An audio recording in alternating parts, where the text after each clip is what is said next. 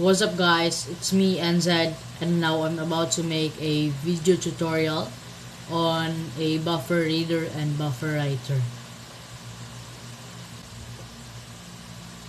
So let's start in importing java.bufferreader.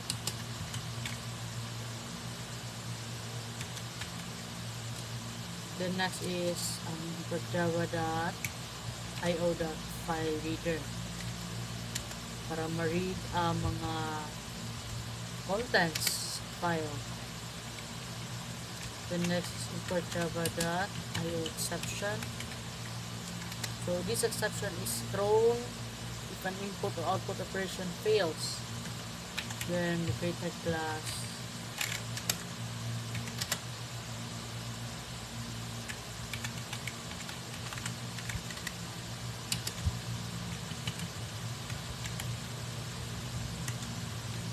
Then create public static void name.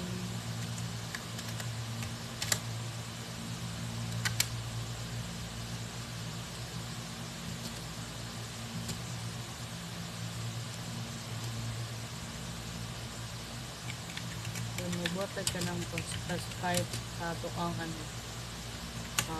file path.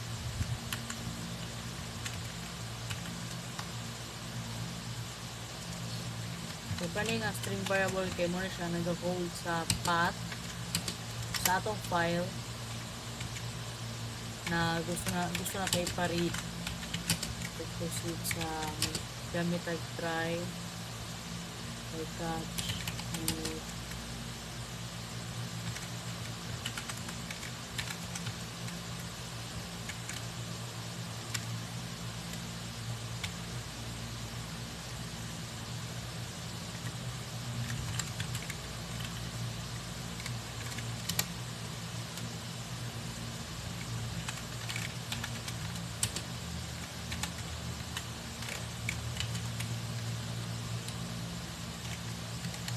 then mag-add tag string line para sa itong while.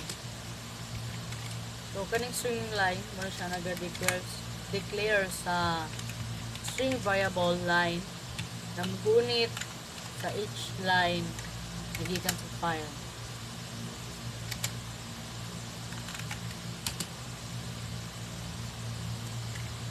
Mag-add tag while para mo na siya ang magbasa sa file line by line.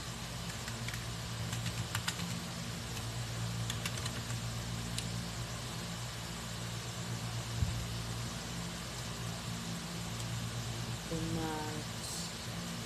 wanted output na line and catch IO exception.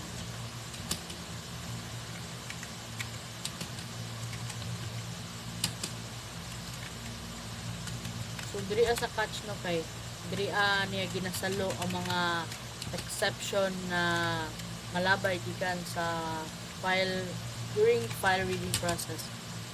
So kung connection sa natin mga din. Okay, run to run.